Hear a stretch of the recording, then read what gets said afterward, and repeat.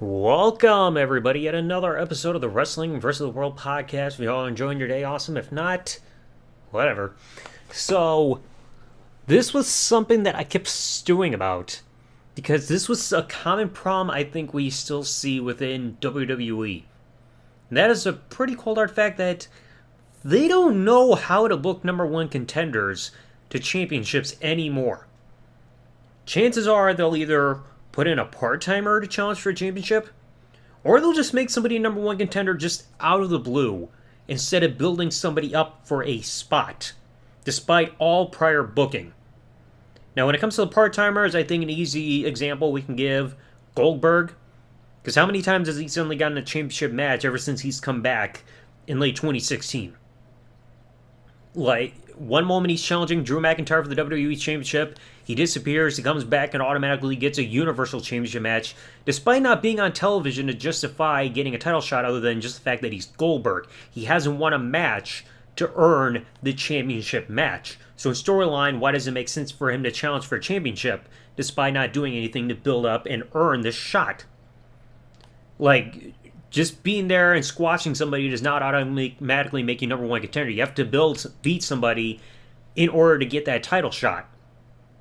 But it's like with the part-timers, especially like Goldberg or a lot of times Brock, they're there, they're not a champion. Oh, I just want to challenge for a championship again now just because. Like, they can't try to use the old freaking rematch clause in war, because when WWE did that whole, oh, the fans are now the authority, and they try changing the rules and everything, they then change rules saying that, hey, the rematch clause is out the window now. You lose a championship, you have to earn it again. But again, even with people who haven't been a champion, they'll get a title shot without actually having to earn it. Again, I'm not saying Goldberg doesn't deserve opportunities, but the thing is, he's not doing anything on television to earn a title shot. Just appearing and automatically declaring he wants a title shot does not work. You have to have a match and become number one contender.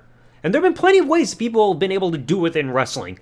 They go on a winning streak, they win a tournament or a battle royal or something that makes sense to where they win a match and automatically they earn their opportunity to become number one contender. If you want an example, look at the build to Armageddon 2008. The big Intercontinental Championship Finals match was between CM Punk and Rey Mysterio. They had this tournament building up to the pay-per-view to determine who would rightfully get a title shot against William Regal for the Intercontinental Championship. That's how big of the deal they try making this, saying, hey, you have to earn your shot to eventually be able to challenge for the championship. And they did that. That was a great way to do it. You built somebody up saying, hey, this person's better than all the rest. They have earned their shot to become the number one contender for this championship. And I know Battle Royal can also kind of seem cliche, whether it becomes being a champion or just getting number one contendership, but it works because, hey, this person that won this Battle Royal deserves a shot because they were the last person remaining compared to 15 or 20 or 30 other people like we see all the time with the Royal Rumble. It's kind of cliche, but it makes sense. If somebody is the last person to survive in some kind of elimination-esque like match or style or whatever, it makes sense for them to be number one contender. Or you build them up the ranks to where it makes sense. Like if you have a top babyface champion, the most logical person for them to feud with would be the number one heel, rather than just some Joe Schmo in the mid-card. Now, I'm not saying that the main roster is full of rightful number one contenders, but it makes sense to work with the talent that you have, rather than just constantly bringing in some part-timer that's rarely ever there, that hasn't been on television in like 6 months, to get a title shot without having to do something on television to justify the match. But I mean, like, your freaking full-time roster is full of people who deserve more, at least a shot for a championship, because they're the ones that are there every day, putting their bodies on the line, working to try to build up and get opportunities. They're honestly more deserving rather than part-timers who aren't there, having to be on the road and put their bodies on the line night after night as frequently as your main roster full-time employees / independent contractors. But then you also have points where somebody becomes number one contender. It doesn't make sense when they win a match. I mean, like, 2 examples I can honestly think of. One of them people might be iffy on, but I'll explain in a moment. But I mean, the most obvious one I can give, Jinder Mahal. This guy has lost most of his matches that he's had televised in WWE. Then out of nowhere, he becomes number one contender by winning like some six-pack challenge to challenge Randy Orton for the WWE Championship Backlash 2017.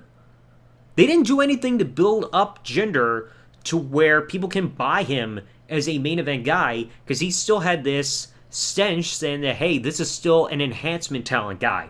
They didn't build anything up prior to him becoming number one contender to build up his credibility for it to make sense and be accepted that he would be challenging for the WWE Championship. Just winning one match does not do it to make somebody go from jobber to looking like a credible main event guy. It doesn't happen overnight. You have to build it to make people get invested and believe, saying, hey, this makes sense. They didn't do that with Jinder at all. Like I said, he was an enhancement talent guy. All of a sudden, he wins one match. Oh, number one contender. Like, I understand they were trying to go for a market, but they clearly didn't freaking plan anything out to build Jinder up. Like, the most relevant thing he had done prior to becoming number one contender was being the runner-up in the Andre the Giant Memorial Battle Royal at WrestleMania 33 that freaking Mojo Rawley won. Yeah, remember that? So it's like, it did not make a lick of sense because it was just out of nowhere and they didn't build him up to that spot to where it was accepted. Hence why his WWE title run has been looked so down upon over the years. And the other example I can give, which I'll explain in just a moment, was AJ Styles suddenly getting his title shot against Roman Reigns at Extreme Rules 2016. As I remember, Roman won the title from Triple H at WrestleMania. And AJ had been with the company for a few months. And yes, he made an impact with his debut on the main roster at the Royal Rumble. Well, depending on if you want to count debut, because I know he had some dark matches and stuff like that. But in terms of televised, it was his debut.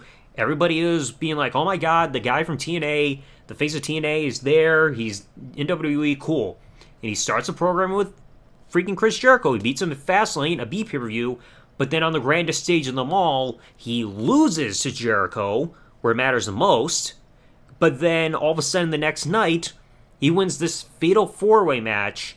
I know one of them was Cesaro as one of his other opponents, but I can't remember the other two people. But he won a random fatal four-way match to become number one contender, even though he didn't feel like he was getting built up to that spot because of the odd booking from the night before. If AJ had a bit of an iffy finish at Fastlane and then won the big match against Jericho at WrestleMania prior to getting the title shot, then it would be like, okay, it makes sense. He had a big match at WrestleMania, he won in his debut, and all of a sudden he's number one contender the next night. It works. But how do you go from losing your WrestleMania debut match to somehow rightfully become number one contender the next night on Raw? It was a bit of an iffy situation when you look back on it. And plus, then he also had that match, and then the one, I think it was like Payback was the next pay-per-view, and he lost both matches. It was whatever. But it's just like WWE has this problem. They either just make somebody number one contender out of the blue just because they're whoever they are, name recognition. They become number one contender despite not being built up to be a rightful number one contender. Like out of nowhere from like their position to just strap a rocket on them. Or they lose one match where booking just doesn't make sense and then they're number one contender afterwards. It's like, there's no consistency. Like I said, if you want to have somebody who is a top guy have a rightful number one contender, being on the other side of the spectrum, so like a top face facing a top heel or vice versa, make sure it is the top person on that side, like character-wise, and making sure they're actually the rightful number one contender with booking. Like you look at 2007, it made sense with Randy Orton becoming number one contender to John Cena's WWE Championship going into the late summer, early fall. That made sense because Randy was number one heel. It made sense. Top bad guy against top good guy. They built up to it because they rebuilt Randy's credibility after the shit that went down in 2006. I've already discussed that in an episode. But it's like now, they don't do anything to build up number one contender. They pull somebody out of their ass saying, oh, you get this title shot, next thing you know, they're down the card afterwards. I mean, if you want an easy example for that, look at Cesaro. One moment he's doing not a whole hell of a lot, next thing you know, he's number one contender to Roman Reigns' Universal Championship, he loses the title shot, and then back down the card he goes. Like, they're just, it's like a flash in the pan moment. They're temporarily number one contenders, they get the title opportunity just because, oh, the champion needs a one-off pay-per-view match, and then their opponent afterwards just gone for, in terms of their booking. It's like, somebody gets one title shot, and that's it. And it's a waste. They don't create a new star by doing that. I mean, like, I get it. You need name recognition and everything for, like, drawing ratings, even though WWE's been struggling to do that for years. and like try to get eyes on the product and stuff, but you can't rely on the names of the past forever. You have to build newer stars at some point to become your stars of the future with main event level and everything. You look at during the Attitude Era, they didn't just have Stone Cold as the top guy in the main event level. You eventually also had The Rock, you had Mick Foley, you had The Undertaker, Kane, Big Show, Triple H, and so many others. You need others to fill in the gaps. Because if something happens to your top guy tomorrow, who do you have to fill in that spot next? I mean, let's not forget what happened with Edge in 2007. As soon as he went down, they didn't really have many main event guys up there because people were getting injured or suspended or whatever. What did they do after Edge had to vacate the World Heavyweight title before a Great American Bash? They just put on the Great Khali. You need to say more. But anyway, that's going to conclude for today's episode, folks. Let me know what y'all thought in the comment section below. I mean, it's not hard to see that WWE struggles with this. They just throw shit against the wall and see what sticks in terms of who's challenging for a belt. So anyway, let me know what y'all thought in the comment section below. If you enjoyed this episode, please remember to leave a like. If you're watching this on YouTube, subscribe with that notification bell turned on for all notifications. Or if you're listening to this on other services, follow, leave a review, whatever. And I'll catch you all in the next episode. Thanks for listening, everybody. Like, comment, subscribe. Peace out, and good day, everybody.